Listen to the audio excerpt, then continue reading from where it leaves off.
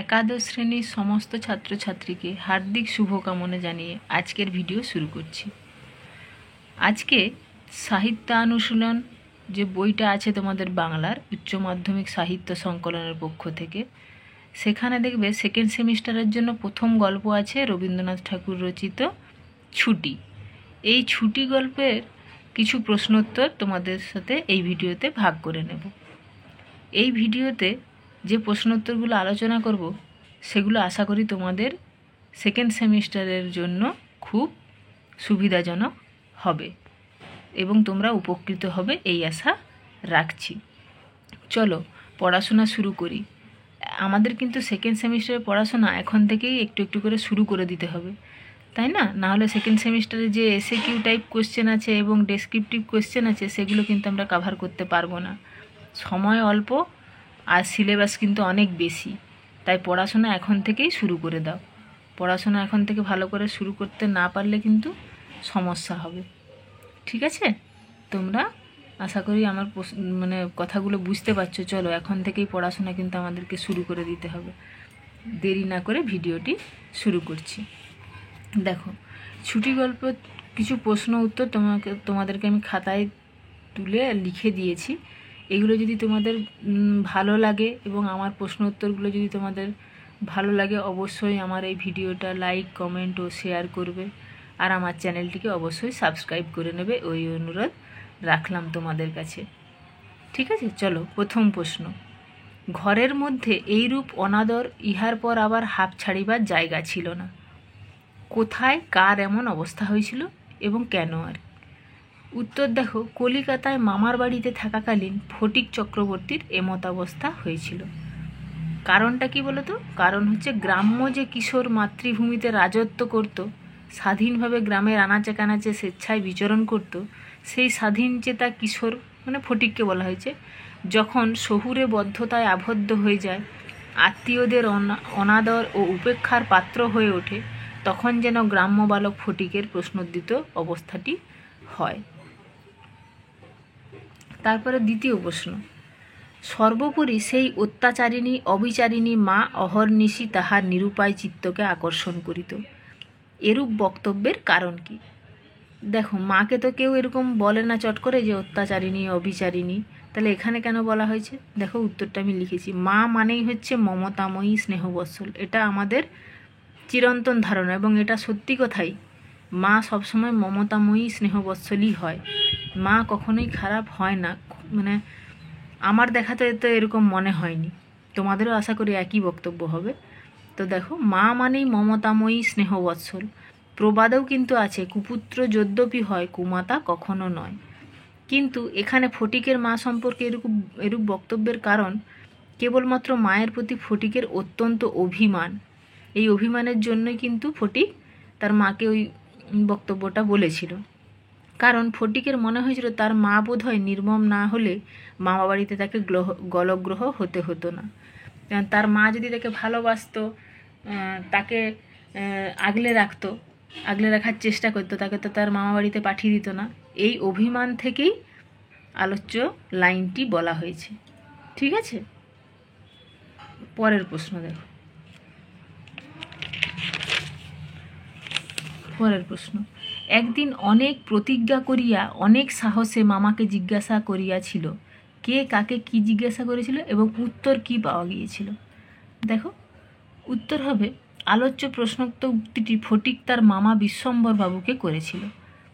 উত্তরে তার মামা বিশ্বম্ভরবাবু ফটিককে বলেছিলেন যে স্কুলের ছুটি হোক, কার্তিক মাসে পূজার ছুটি, সে এখনও ঢের দেরি। তার মানে প্রশ্নটা কি করেছিল? প্রশ্নটা করেছিল ফটিক যে আমি কবে মায়ের কাছে যাব। তার উত্তরে তার মামা বিশ্বম্ভরবাবু ফটিককে বলেছিল যে স্কুলের ছুটি হোক আগে, সেটা হবে কার্তিক মাসে পূজার ছুটি, সেটা এখনও দেরি আছে। তারপরের প্রশ্ন দেখো, তখন তাহার চিত্ত অধীর হইয়া উঠিত। কার চিত্ত অধীর হয়ে উঠত ও কখন? উত্তর হবে, ছুটি গল্পের নায়ক চরিত্র ফটিকের চিত্ত অধীর হয়ে উঠত যখন শহর কলিকাতা স্কুলে খেলবার ছুটি হতো এবং সেই দ্বিপ্রহরে কোনো এক ছাদে দুটি একটি ছেলে মেয়ে কিছু একটা খেলার ছলে কিছুক্ষণের জন্য দেখা দিত, তখন ফটিকের চিত্ত অধীর হতো। ওই গ্রামের বাড়ির জন্য আর কি, ঠিক আছে? এটা তোমরা অ্যাড করে নিতে পারো লাইনে। আর এই প্রশ্নোত্তরগুলো তোমরা একটু স্ক্রিনশট নিয়ে রেখে দিতে পারো বা পজ করে করে খাতায় তুলে নিতে পারো।